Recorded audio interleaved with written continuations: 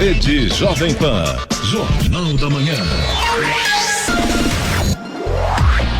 7h01. Repita. 7h01. Jornal da Manhã, oferecimento Leite Cooper. Você encontra nos pontos de venda ou no serviço domiciliar Cooper, 2139-2230. E assistência médica Policlin Saúde. Preços especiais para atender novas empresas. Solicite sua proposta. Ligue 12-3942-2000.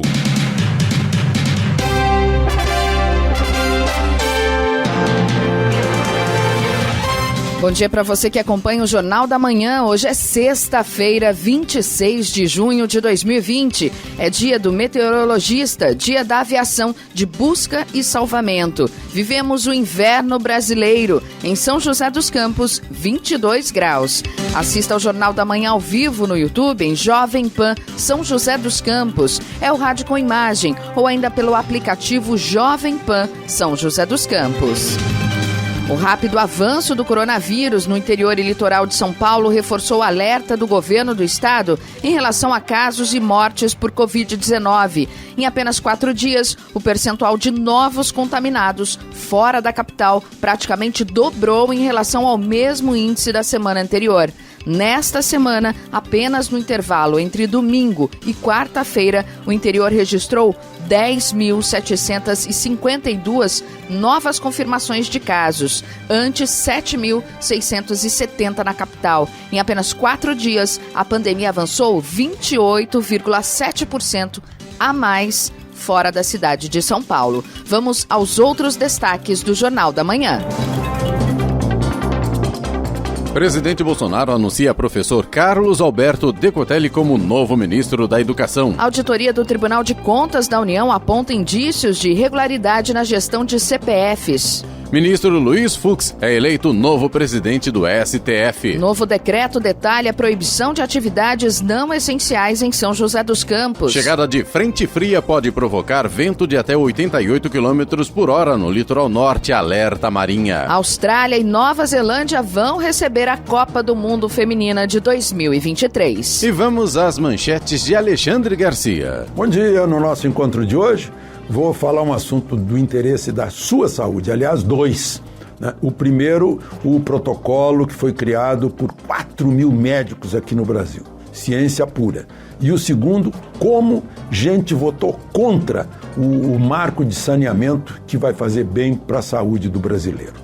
Vou falar também sobre esse projeto que é um risco às liberdades individuais, o projeto das chamadas fake news. E a nomeação, quem é o novo ministro da Educação. Detalhes daqui a pouco no nosso encontro diário. Ouça também o Jornal da Manhã pela internet. Acesse jovempansjc.com.br ou pelo aplicativo gratuito Jovem Pan São José dos Campos, disponível para Android e iPhone, ou ainda em áudio e vídeo pelo canal do YouTube em Jovem Pan São José dos Campos. Está no ar o Jornal da Manhã. 7h05. Repita. 7h05. O presidente Jair Bolsonaro anunciou ontem, por meio da rede social, a nomeação do professor Carlos Alberto Decotelli da Silva para o cargo de ministro da Educação. Ele vai suceder Abraham Weintraub, que após 14 meses no cargo, anunciou demissão na semana passada para assumir um posto de diretor representante do Brasil no Banco Mundial, em Washington, nos Estados Unidos. Decotelli será o terceiro ministro da Educação no governo Bolsonaro. Antes de Weintraub, Ricardo Vélez Rodrigues permaneceu pouco mais de 3 meses no comando da pasta. Carlos Alberto Decotelli da Silva presidiu o Fundo Nacional de Desenvolvimento da Educação entre fevereiro e agosto do ano passado. Depois passou para a Secretaria de Modalidades Especializadas do Ministério da Educação. Ele é bacharel em Ciências Econômicas pela Universidade Estadual do Rio de Janeiro, mestre pela Fundação Getúlio Vargas, FGV, doutor pela Universidade de Rosário, Argentina, e pós-doutor pela Universidade de Wuppertal, na Alemanha. Uma auditoria do Tribunal de Contas da União, TCU, identificou indícios de irregularidades na gestão do cadastro de pessoas físicas, o CPF. O relatório da auditoria foi aprovado pelo plenário do tribunal. Segundo o TCU, dados da Receita Federal apontam cerca de 12 milhões e meio de registros de CPFs ativos a mais do que a população brasileira. Segundo o relatório sobre as medidas tributárias adotadas pelo governo durante a pandemia do coronavírus, a Receita Federal informou que há 223 milhões de CPFs ativos. De acordo com o IBGE, a população brasileira é de 211 milhões. O número pode ser ainda maior em virtude de uma quantidade significativa de pessoas que não têm certidão de nascimento e, por conseguinte, registro no CPF, afirma o relatório do ministro Bruno Dantas. Segundo o ministro, os dados do CPF são usados para orientar toda a administração tributária brasileira, inclusive pagamento de benefícios como o auxílio emergencial, e por isso a qualidade dos registros de CPF é extremamente necessária e valiosa. A Prefeitura de São José dos Campos publicou ontem um novo decreto municipal que proíbe o funcionamento nos finais de semana e feriados de atividades econômicas não essenciais, como adiantou o prefeito Felício Ramute em entrevista ontem aqui na Jovem Pan. São imobiliárias, concessionárias e lojas de veículos, escritórios em geral, comércios em geral e comércios localizados na Rua 15 de Novembro, na Rua 7 de Setembro, Calçadão e em shopping centers. De acordo com o prefeito, as novas regras têm como objetivo reforçar junto à população o alerta de que ainda estamos no meio de uma pandemia e que aglomerações devem ser evitadas. As novas regras já valem para este final de semana, ou seja, amanhã e domingo. Podem continuar funcionando normalmente todos os dias atividades essenciais, como farmácias, hospitais, clínicas, supermercados, padarias, oficinas de veículos automotores, entre outros. O descumprimento resultará na penalidade de multa no valor de R$5 mil, além de medidas e sanções cabíveis de natureza civil, administrativa e penal. A reincidência será punida com a aplicação de multa em dobro a cada reincidência. Estradas.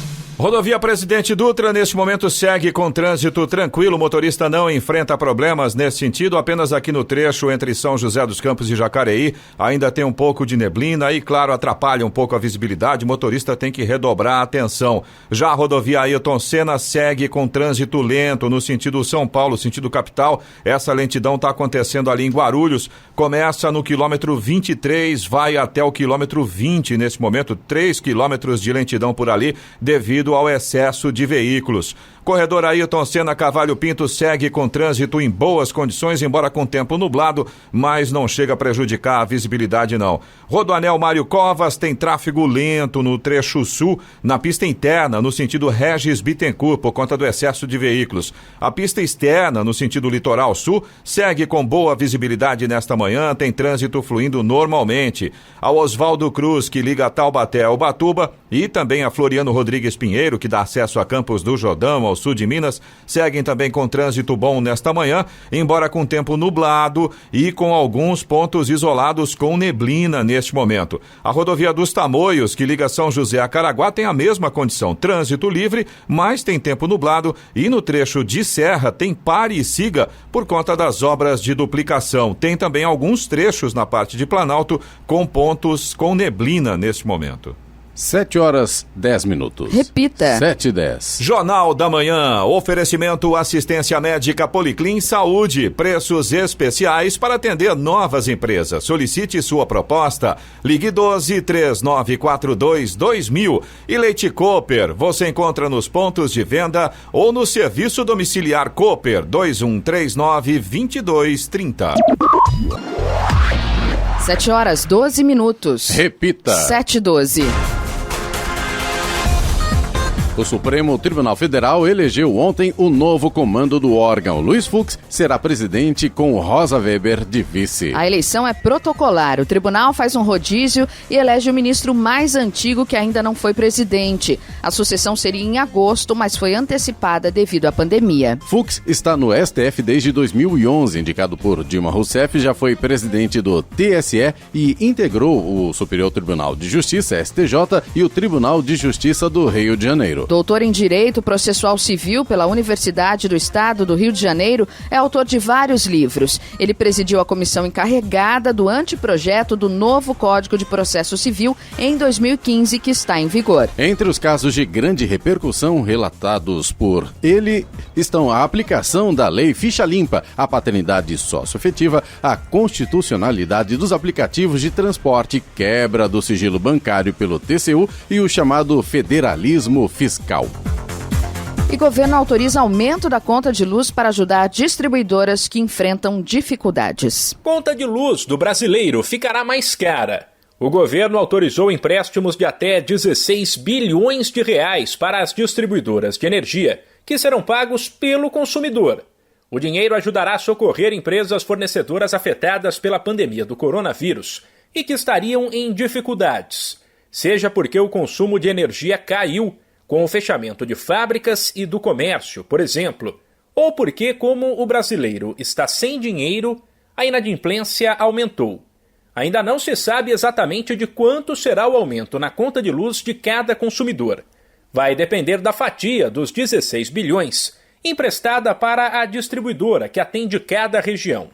A diretora da Agência Nacional de Energia Elétrica, ANEEL, Elisa Bastos, diz que o dinheiro, na verdade, em algum momento já seria repassado para as empresas e diluído na conta de luz do consumidor durante um ano, e que por conta da crise haverá uma antecipação dos valores e a possibilidade de o cliente pagar esse empréstimo ao longo de 5 anos, a partir de 2021. O limite total de captação do empréstimo ficou em mais de 16 bilhões de reais. Essa quantia ela vai ser disponibilizada ao setor elétrico por um pool de bancos, e deve ser paga pelos consumidores ao longo de 60 meses. É importante informar os consumidores que todas essas despesas da operação elas já seriam incluídas integralmente na conta de luz nos próximos processos tarifários, para serem pagas em apenas 12 meses, Portanto, a gente está falando de uma antecipação de recurso e não de dinheiro novo. Dessa forma, ao efetivar a operação, esse impacto vai ser diluído em 5 anos ao invés dos 12 meses. Vale lembrar que, por outro lado, o governo já definiu que até pela redução do consumo, que ajuda a manter e a elevar o nível dos reservatórios das usinas hidrelétricas, a bandeira da conta de luz será verde até o fim do ano, portanto, sem a cobrança de taxa extra. Da Rádio 2, Humberto Ferretti. No Jornal da Manhã, tempo e temperatura. E hoje haverá mudanças nas condições de tempo. Acontecerão mudanças e você tem que se preparar, porque o dia terá aumento de nuvens e do vento no decorrer do período. Há também chance de chuva a partir da tarde. A Marinha do Brasil informou que a passagem dessa frente fria poderá provocar ventos de direção sudoeste a sudeste com intensidade de até 88 km por hora na faixa litorânea entre os estados de Santa Catarina e de São Paulo. Os ventos associados a esse sistema meteorológico poderão ocasionar agitação marítima com ondas em alto mar entre 3 e 4,5 metros de altura. Já entre amanhã e o domingo, haverá um aumento de nuvens e chuva em alguns pontos de toda a região, com queda de temperatura. Em São José dos Campos e Jacareí, hoje, por exemplo, a máxima não deve passar dos 20 graus. Neste momento, temos 21 graus, mas com certeza a temperatura vai cair. 7h17. Repita. 7h17. A Prefeitura de Ubatuba informou que seu expediente se encerra às 3 da tarde de hoje e retornará normalmente somente na terça-feira. As atividades serão suspensas na segunda-feira devido ao feriado municipal de São Pedro, padroeiro dos pescadores. Seguindo a orientação de manter o distanciamento social e evitar aglomerações para reduzir a possibilidade de transmissão da Covid-19, a tradicional festa de São Pedro Pescador não acontecerá como de costume. Para marcar a comemoração e lembrar a festividade, a Fundação de Arte e Cultura de Ubatuba, Fundarte, iniciou a série de Recordar é Reviver, disponível na página do Facebook da Fundarte, que traz momentos especiais da programação das festas realizadas nos anos anteriores. O ministro da Secretaria de Governo da Presidência da República, Luiz Eduardo Ramos, afirmou ontem, por meio de rede social, os valores das 3 parcelas adicionais do auxílio emergencial que serão pagas pelo governo, mas minutos depois apagou a postagem. Por meio de sua assessoria, o ministro disse que apagou a postagem porque a informação estava incorreta e que o assunto ainda está em discussão. A postagem foi feita horas antes de uma reunião do presidente Jair Bolsonaro com ministros para debater as novas parcelas do auxílio emergencial. Na postagem apagada, o ministro informava que as 3 parcelas adicionais seriam, respectivamente, de R$ 500, R$ 400 e R$ 300. A partir de 1º de julho de 2020, o Ministério da Economia vai exigir estudo de impacto de longo prazo na análise de autorização de concursos para a administração pública federal. A determinação está na Instrução Normativa 46, publicada ontem no Diário Oficial da União, uma atualização da Instrução Normativa de agosto de 2019. Segundo o Ministério da Economia, a Lei de Responsabilidade Fiscal e a LDO, a Lei de Diretrizes Orçamentárias, já prevêem que as solicitações de concurso público tenham a estimativa de impacto orçamentário financeiro no exercício que entrar em vigor e nos 2 exercícios subsequentes. Cada novo provimento gera aumento de despesa obrigatória de caráter continuado na administração pública federal, uma vez que, após o período de estágio probatório, os servidores adquirem estabilidade. O Ministério diz ainda que estudos da Secretaria de Gestão e Desempenho de Pessoal demonstram que, em média, os servidores têm permanecido em atividade por um período de 34 anos. Já as aposentadorias duram, em média, 24 anos. Por 2 votos a 1, desembargadores da 3ª Câmara Criminal do Tribunal de Justiça do Rio de Janeiro votaram a favor do pedido de Flávio Bolsonaro. O pedido é para que a investigação conduzida pelo Ministério Público do Rio sobre o suposto esquema de rachadinha na Alerj, Assembleia Legislativa do Rio, vá para o órgão especial do TJ. O resultado do habeas corpus pode anular as decisões da Justiça em primeira instância e até colocar em liberdade Fabrício Queiroz, ex-assessor de Flávio Bolsonaro, preso por suspeita de ser o operador financeiro de um suposto esquema de rachadinha na Alerj. A advogada Luciana Pires, que representa Flávio Bolsonaro, disse que a defesa irá buscar a anulação de todas as decisões em primeira instância.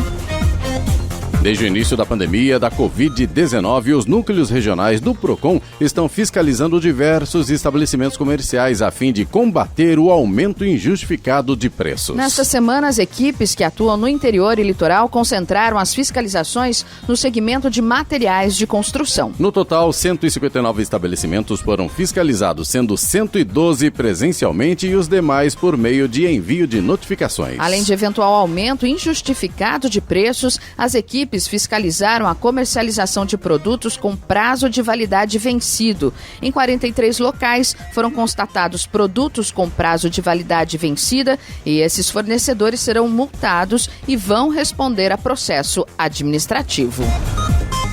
O vereador Ditinho do Asilo, PSC, foi flagrado cheirando uma calcinha comestível durante sessão virtual da Câmara de Bragança Paulista nesta semana. Nas imagens é possível ver que ele olha a peça vermelha e em seguida cheira. A situação inusitada aconteceu enquanto a vereadora Fabiana Alessandri, do PSD, comentava sobre corte de árvores na cidade. Segundo o vereador, ele estava em seu gabinete no momento do vídeo e o pacote com a calcinha seria presente de um amigo. Ele contou que desativou o microfone e achou que a câmera também tinha sido desligada. Um outro vereador tentou alertar o parlamentar, que logo percebeu estar sendo filmado. Foi uma infelicidade pela minha falta de prática com essa coisa de tecnologia. Eu usava uma camiseta rosa e, para brincar, um amigo me mandou essa calcinha. Era um item desses de sex shop, que é comestível. Por isso, cheirei. Eu tenho família. Isso era só uma piada que, por ingenuidade minha, virou pública. Ainda não se sabe se alguma medida será adotada pela Câmara de Bragança Paulista por conta da ação do vereador. 7h22. Repita. 7h22. Jornal da Manhã, oferecimento Leite Cooper. Você encontra nos pontos de venda ou no serviço domiciliar Cooper 2139-2230. E assistência médica Policlin Saúde. Preços especiais para atender novas empresas. Solicite sua proposta. Ligue 12-3942-2000. 7h25. Repita. 7h25. E retomada das aulas presenciais é o tema da entrevista de Clemente Lemes com o subsecretário de Articulação Regional da Secretaria Estadual da Educação. Muito bem, Jornal da Manhã. Hoje o nosso contato é com Henrique Pimentel, subsecretário de Articulação Regional da Secretaria Estadual de Educação. O governador João Dória anunciou ontem a retomada das aulas presenciais para o dia 8 de setembro, em todos os níveis de ensino das redes públicas e particular, com o revezamento de estudantes.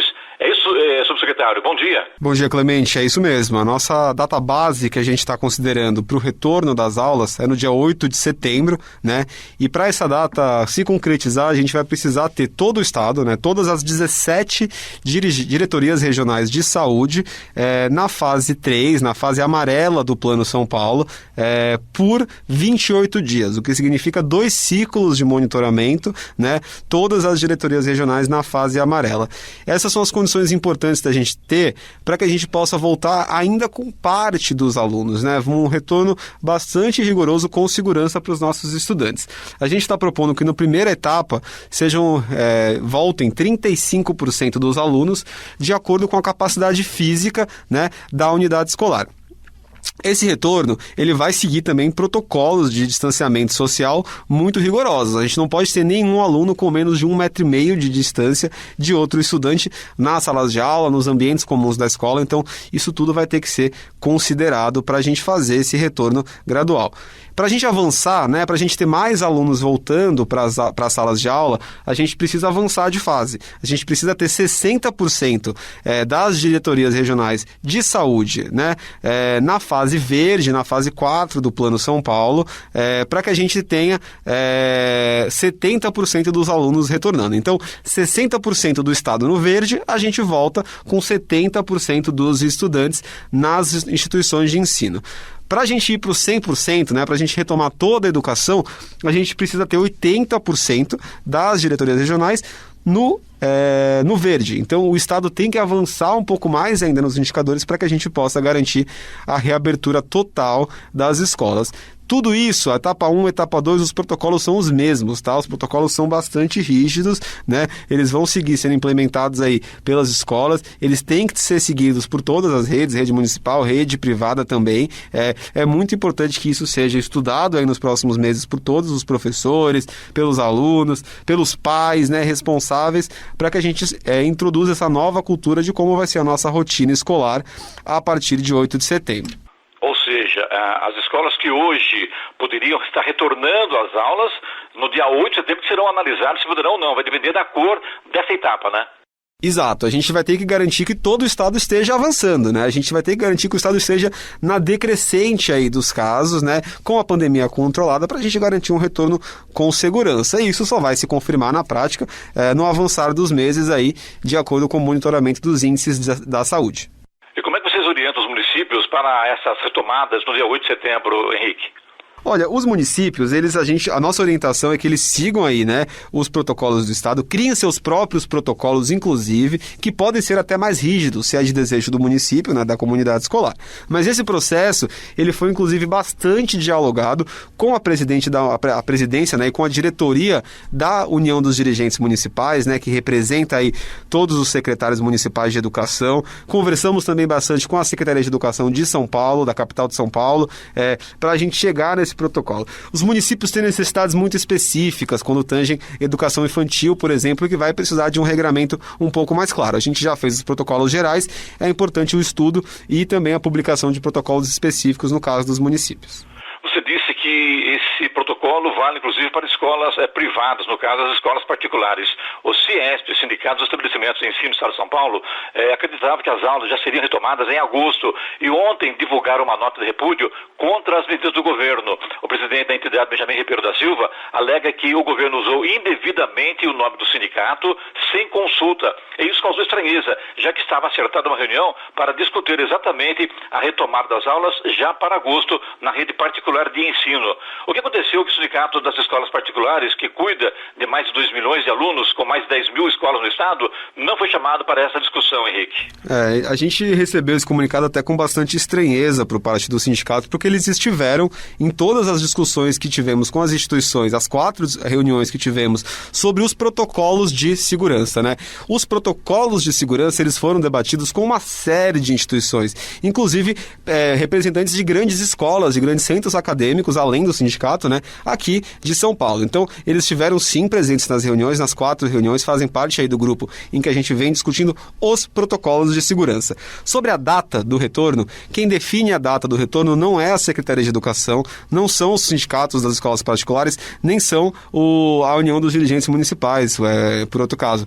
Quem define a data, quem orienta quando vai ser possível reabrir é a saúde, é a ciência, foi o comitê de contingência aqui da Covid-19 que nos deu essa orientação de fazer o retorno das aulas em setembro. A gente não pode colocar os alunos, os profissionais da educação em risco por outro fator que não seja, né, a orientação da ciência. A ciência orientou dessa forma, é assim que nós vamos seguir, é regra para todo o estado. Mesmo que as escolas tenham condições de receber os alunos. Não é só uma questão da escola ter condição de receber os alunos, esse é um ponto bem importante. É uma questão das pessoas circularem nas ruas. A educação, ela mobiliza 32% da população do estado de São Paulo. Se a gente reabre parte da educação, a gente quer dizer que mais pessoas vão estar na rua. Então, independente da condição da escola ter ou não, uma criança ao sair de casa para a escola, ela pode entrar em contato com até 800 pessoas num dia, né? Então, a gente está falando aí de 2,5 milhões da rede particular, mais 3,5 milhões da rede pública estadual, mais 3,7 milhões de estudantes da rede municipal, fora o ensino superior, né, que também é uma quantidade muito grande de gente. Então, a gente tem que ser muito responsável e seguir o que é orientado pelas autoridades de saúde. Henrique, as faculdades também particulares também estão nesse protocolo do governo do estado? Sim, todo o ensino superior também entra nessas mesmas regras. Essas medidas do governo são definitivas até agora ou poderá haver aí uma alteração durante esse período que antecede ao início das aulas, Henrique? Olha, todas as medidas até agora elas foram amplamente discutidas e algumas foram até modificadas, né? Isso vai depender do quanto a gente avançar nos indicadores de saúde. Se a gente tiver um avanço positivo, né? Se a gente tiver uma boa surpresa aí de uma redução drástica da pandemia nos próximos meses, a gente pode sim reavaliar e voltar a discutir essa data. Mas por hora, pela orientação do comitê de contingência, é essa a previsão que a gente tem hoje. Você sabe dizer pra gente quantas escolas, quantos grupos vocês estão analisando no estado de São Paulo? Porque, logicamente, acaba sendo dividido por regiões. Você tem essas regiões ou não? Olha, aqui no estado de São Paulo, a gente tem 91 diretorias regionais de ensino, né, no estado de São Paulo, os 645 municípios, né, dentre eles mais de 250 mais ou menos têm o seu próprio sistema municipal de supervisão, né, então são autônomos aí para tomar as decisões, não precisam seguir o estado, e as unidades particulares, que são muitas, né, nem sei esse número de cabeça, mas são mais de 13 milhões de alunos, né, somando aí todas as etapas em todo o estado de São Paulo. Mais uma coisa que queria informar o vídeo Jornal da Manhã da Rádio Jovem Pan de São José dos Campos, Henrique. Eu acho que o principal ponto é que para a gente fazer a retomada, a gente vai ter que garantir que a população esteja cumprindo bem o isolamento social, cumprindo as regras até nos setores que estão retornando, para que a gente consiga avançar nos indicadores, né? A gente consiga avançar nos indicadores de saúde para ter segurança para reabrir as escolas. O Estado vai dar todo o suporte para os profissionais da educação, para os estudantes, medidas de segurança, mas também medidas pedagógicas de apoio ao estudante que precisa retornar, para a gente garantir que a integridade física, a saúde de todos esteja preservada nesse retorno. Muito bem, conversamos com o Henrique Pimentel, que é o subsecretário de Articulação Regional da Secretaria Estadual da Educação. Henrique, muito obrigado pela sua entrevista à Rádio Jovem Pan, Jornal da Manhã. Tenha um bom dia. Obrigado, bom dia, bom trabalho. 7 horas, 34 minutos. Repita. 7h34.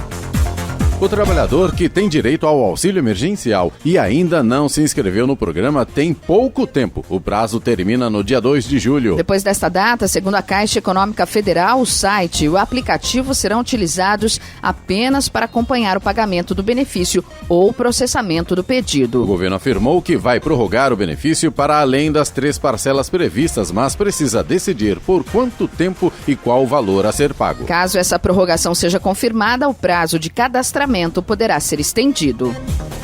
O Produto Interno Bruto, o PIB brasileiro, vai ser duramente afetado pelos impactos provocados pela pandemia de coronavírus e deve recuar 9,1% neste ano, segundo nova projeção do Fundo Monetário Internacional, o FMI, divulgada ontem. Se confirmada a previsão do fundo, o tombo da economia brasileira deverá ser o maior em 120 anos, pelo menos. Em abril, o FMI estimava uma recessão de 5,3%. A previsão do FMI também é mais pessimista que a de boa parte dos analistas brasileiros. No relatório Focus do Banco Central, a projeção mais recente aponta para uma queda do PIB de 6,5%.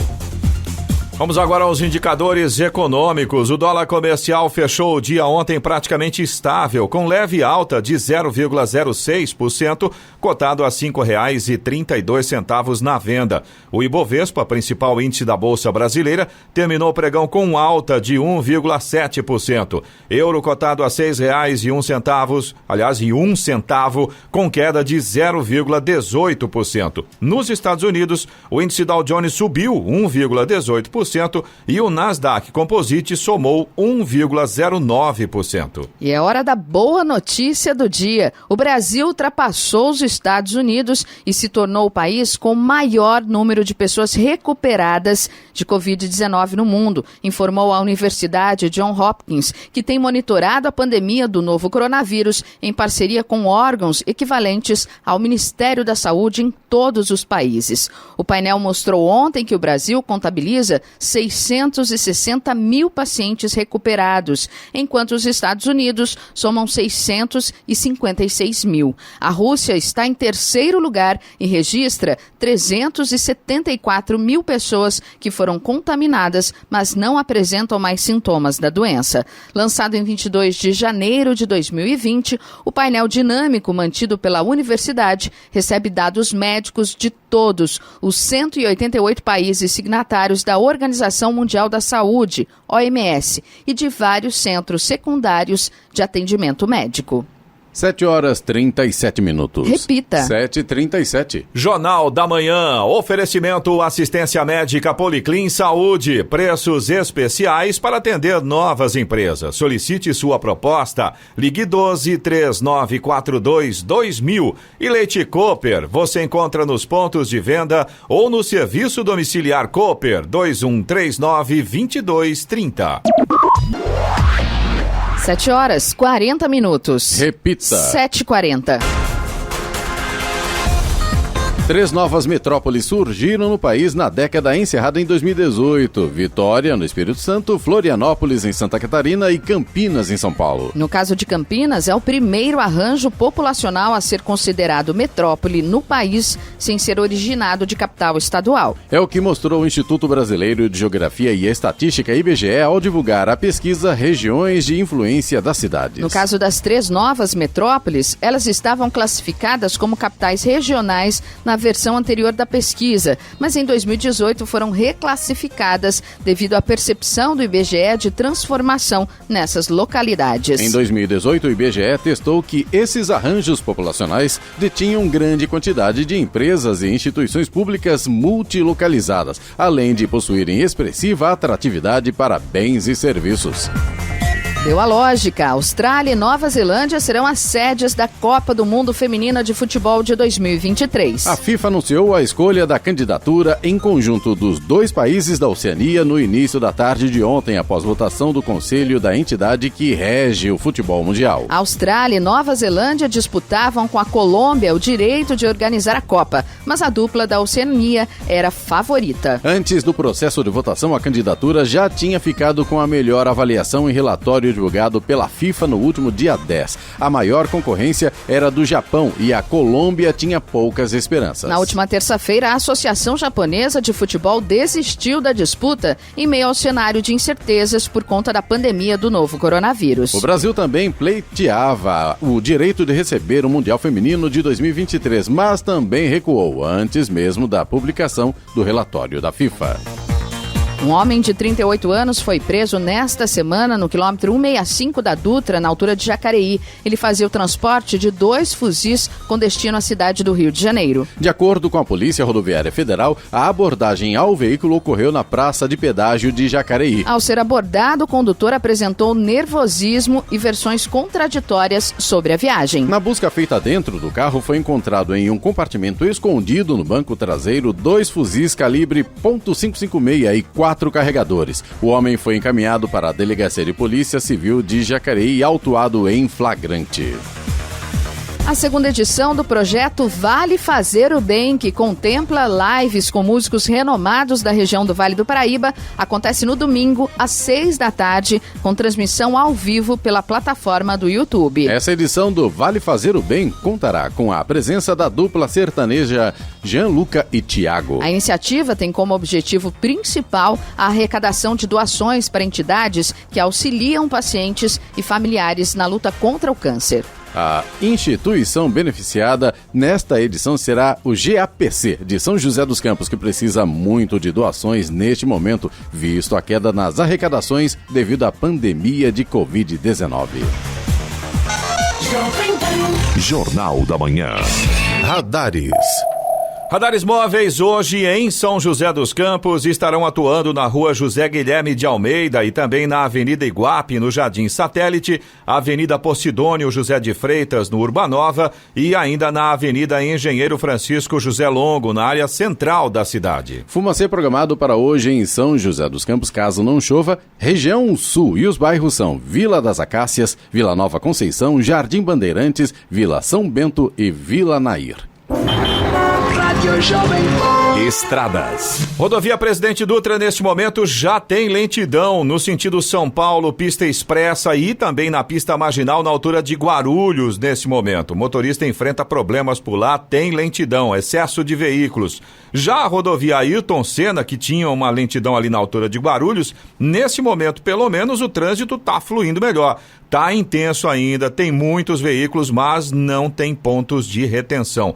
Tempo nublado por lá na rodovia Ayrton Senna, mas não atrapalha a visibilidade. Corredor Ayrton Senna Cavalho Pinto segue com trânsito em boas condições. A Oswaldo Cruz, que liga Taubaté ao Ubatuba, e também a rodovia dos Tamoios, que liga São José a Caraguá, ambas seguem com trânsito fluindo bem. Ainda tem alguns pontos com tempo nublado, alguns pequenos trechos com neblina, mas o sol vai aparecendo. A rodovia dos Tamoios continua em obras de duplicação e por conta disso tem pare e siga no trecho de serra. A Floriano Rodrigues Pinheiro, que dá acesso a Campos do Jordão, ao sul de Minas, segue com trânsito tranquilo e neste momento a gente já tem sol em praticamente toda a extensão aí da rodovia Floriano. Agora 7h45. Repita. 7h45. Jornal da Manhã, oferecimento Leite Cooper. Você encontra nos pontos de venda ou no serviço domiciliar Cooper 2139-2230. E assistência médica Policlin Saúde. Preços especiais para atender novas empresas. Solicite sua proposta. Ligue 12-3942-2000. 7h48. Repita. 7h48. Vamos agora à participação dos nossos ouvintes através aqui do WhatsApp do Jornal da Manhã, que é o 12997077791. A gente recebeu aqui a reclamação do Samuel Moraes, é nosso ouvinte de Jacareí, e ele reclama de um terreno no final da rua José Teodoro, no cruzamento ali com a Nilo Máximo. Ele diz que está com mato muito alto, pede uma atenção aí da prefeitura, ou no sentido de notificar o morador, o proprietário, na verdade, né, desse terreno, se for da prefeitura, para ir lá e fazer o corte, que o mato está muito alto, inclusive nesse momento, com o tempo mais seco, mato alto é uma situação bastante complicada, né, Giovana? Inclusive, a gente tem aqui reclamação de ouvintes também de Jacareí e de São José dos Campos com relação a essa questão de queimada. O Evandro Cunha, que é nosso ouvinte de São José dos Campos, ele mora no Jardim São Judas Tadeu, e aí é uma outra situação, também envolve queimada, esse tempo seco fica tudo muito pior. O Evandro conta pra gente que tem uma queimada num grande terreno vazio usado para descarte de entulhos na Avenida São Vicente de Paulo. Ele diz que a fumaça está se propagando pelo bairro todo, está insuportável o cheiro. Ele tentou fazer reclamação via aplicativo da prefeitura, mas diz que só dá erro. Aí então, pela reclamação do Evandro, a gente tem dois problemas. O primeiro, dessa questão da fumaça, de um terreno vazio que é utilizado para descarte de entulhos, né? E a questão do próprio aplicativo da prefeitura que está dando erro. Ô Evandro, ficou faltando só você dizer para a gente qual é o celular que você usa, se é Android ou se é iPhone, até para a gente poder detalhar um pouco mais para o pessoal da área de tecnologia da prefeitura qual o tipo de problema que está acontecendo. Exato, né? Mas isso também pode tentar num 56, né? Não sei, mas... Pode ligar, não sei se você tentou, Evandro, mas 156 também recebe esse tipo de reclamação, mas nós vamos encaminhar sim para a prefeitura. E a gente falando desse problema ainda, o nosso ouvinte de Jacareí, ele diz que já não basta a turfa, a gente até comentou, a gente recebeu essa semana, reclamação esta semana, depois na quarta-feira o prefeito Isaías esteve aqui conversando com a gente, nós também colocamos essa situação, e agora esse nosso ouvinte de Jacareí reforçando o problema, né, que já não basta a turfa, que acaba pegando fogo e fica aquela fumaça, né? Isso acontece praticamente de forma espontânea. Esse nosso ouvinte diz que agora temos pessoas que todas as noites colocam fogo em lixo no bairro Vila Ita. Ele diz que são catadores de materiais recicláveis, eles pegam todo o lixo das casas e depois colocam fogo no que não serve para eles. Duas atitudes totalmente incorretas. Olha, né? E para quem sofre aí com problemas respiratórios, nessa época que o tempo já é seco e essa fumaça é triste. Terrível. Aliás, nessa mesma situação, o Luiz Henrique, nosso ouvinte de Jacareí também, ele mandou pra gente um vídeo ontem à noite. Ele fala do Jardim Flórida, onde ele fez essa filmagem. Ele contou pra gente que a fumaça começou por volta das 5 e pouco da tarde. Ele fez esse vídeo, já eram 10 horas da noite e tá impressionante a quantidade de fumaça ontem à noite no Jardim Flórida também. A gente sabe, né, Giovana, que essa época do ano, até por conta da baixa umidade, né, que às vezes fica abaixo até de 30%, tem essa questão até de saúde que compromete, né? Quem tem problemas respiratórios, então, é muito pior. Por conta dessa secura toda, fica tudo muito seco, né? Então, qualquer coisinha, uma bituca de cigarro, uma bobeira, às vezes, acaba botando fogo nisso e depois, para os bombeiros conseguirem apagar, até terem a informação, é muito difícil. Então, vai muito da consciência. Exatamente. Então, né, as concessionárias que administram as rodovias, que cortam a região, aliás, em todo o Brasil, fazem campanha nessa época do ano. Sim, a própria nesse TESP, período. que Exato. é o órgão responsável pelas rodovias no estado de São Paulo, fazem uma campanha, né, que é exatamente para tentar segurar um pouco essa questão do fogo provocado pelo ser humano, né? Exato. Agora, a gente tem uma notícia que é mais ou menos boa, né, Giovana? A gente recebeu reclamação aqui do Marco Aurélio, também de Jacareí, e ele tinha contado pra gente que a mãe dele, de 66 anos, sofreu uma queda, fraturou o colo do fêmur, ela está internada na Santa Casa de Jacareí, disseram que o caso dela era cirúrgico, a gente conseguiu um contato com a prefeitura, a gente teve um retorno, né? O caso, pelo menos, está sendo acompanhado pela prefeitura, né, Giovana? A prefeitura de Jacareí afirmou que é necessário aguardar a vaga da Central de Regulamentação de Ofertas de Serviços da Saúde para que a paciente seja encaminhada para o Hospital Regional aqui de São José dos Campos e aí realize a cirurgia. O pedido foi reforçado pela prefeitura de Jacareí solicitando urgência, né? Então a gente encaminhou o caso aqui do Marco Aurélio, da mãe, né, do Marco Aurélio, para a prefeitura de Jacareí e realmente é necessário aguardar essa vaga, né? Sem a vaga não é possível fazer a cirurgia, mas já foi reforçado aí o pedido solicitando urgência para o caso aí da mãe do Marco Aurélio. O Marco Aurélio, inclusive, mandou mensagem para a gente ontem, antes de ontem, informando que realmente o pessoal da Secretaria de Saúde de Jacareí está mantendo contato com ele. Ele agradece muito, inclusive, pela atenção, mas ele, infelizmente, tem que reclamar que, embora a atenção esteja acontecendo, o problema da mãe dele não foi solucionado. É um problema grave, ela está com o fêmur fraturado, precisa fazer a cirurgia, ela é paciente oncológica e já que agora a situação está com o Hospital Regional de São José dos Campos, a gente gostaria de solicitar aqui para o pessoal do Hospital Regional de São José dos Campos que, dentro do possível, evidentemente, a gente sabe de todas as dificuldades, mas como a gente disse, é um caso grave Sim. de uma senhora de 66 anos que deve estar passando por uma situação extremamente complicada, imagina, com tratamento oncológico e ainda com fêmur fraturado, né? Você também pode participar aqui do Jornal da Manhã através do nosso WhatsApp, é o 12997077791. Repetindo, 12997077791. 7h54. Repita. 7h54. E vamos até Brasília para o comentário de Alexandre Garcia. Bom dia, Alexandre. Bom dia, Giovana. Já temos novo ministro da Educação. O nome dele é Carlos Alberto Decotelli da Silva, tem 70 anos. Ele foi presidente da Fundação Nacional do Desenvolvimento da Educação. Professor, né? Administrador, tem pós-doutorado em administração, economista, né? Então tem qualidades aí para gerenciar esse setor tão importante e tão difícil que é o ensino no Brasil, né? Eu não gosto de chamar de educação, mas é o nome do ministério, porque educação é em casa, é com os pais, né? Lá é ensino, né? E principalmente no ensino superior, né? Tem muita coisa que precisa ser mudada aí na ideologização do ensino superior e dos outros graus de ensino também. Bom, preciso comentar algo que foi decidido à noite, nós não tínhamos acompanhado ainda, é esse novo marco do saneamento, né? Demorou 20 anos para sair. É essencial para a saúde do brasileiro, né? Metade dos brasileiros não tem esgoto em casa. E dos que têm esgoto, metade do esgoto não é tratado, né? É jogado assim in natura, né?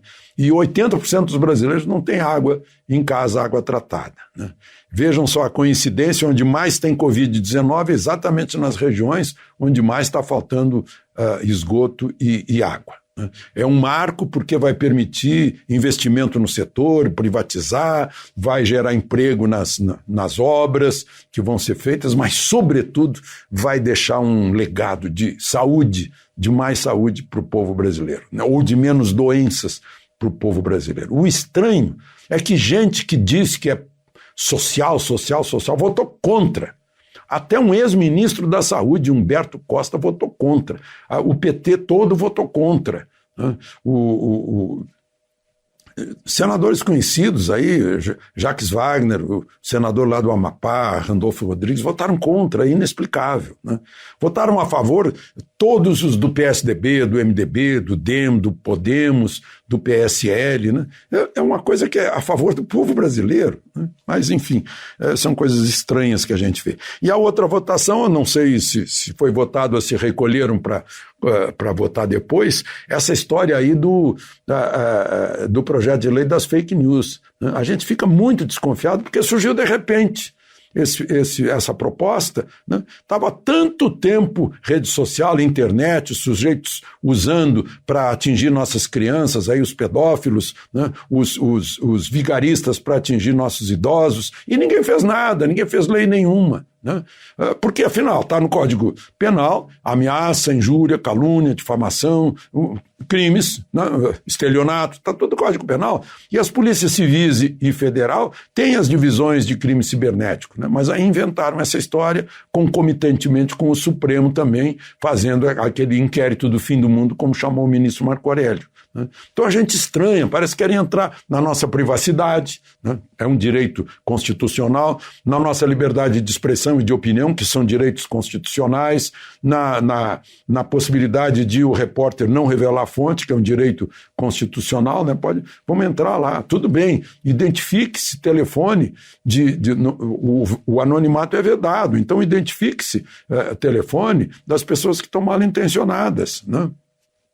Mas quando começa o ataque à liberdade, a gente tem que tomar cuidado, porque vem pouco a pouco, vão nos tirando aos poucos, né? Eu cito o exemplo já citei aqui o exemplo do sapo, bota o sapo dentro da panela de água fria, tudo bem, ele está numa boa. Aí começa a esquentar a panela, o sapo não sente. Quando vê, morre na água fervente, né? Tirar a liberdade da gente é mais ou menos isso.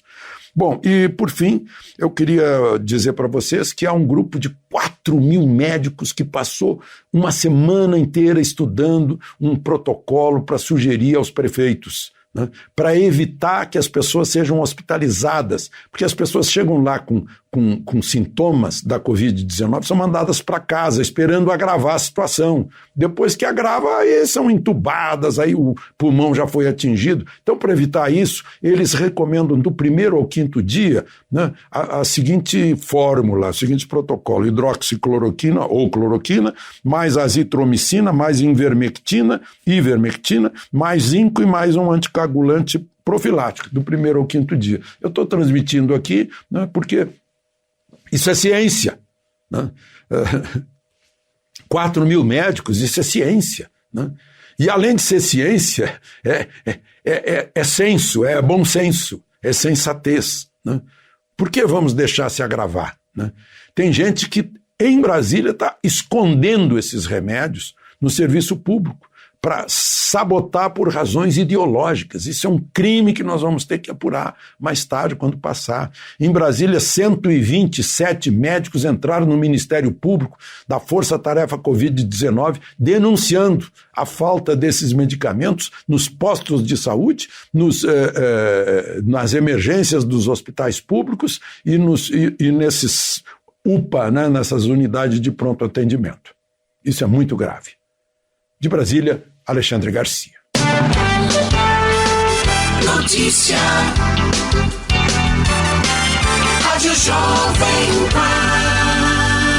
8 horas. Repita. 8 horas. Jornal da Manhã. Oferecimento assistência médica Policlin Saúde. Preços especiais para atender novas empresas. Solicite sua proposta. Ligue 12-3942-2000. E Leite Cooper. Você encontra nos pontos de venda ou no serviço domiciliar Cooper 2139-2230.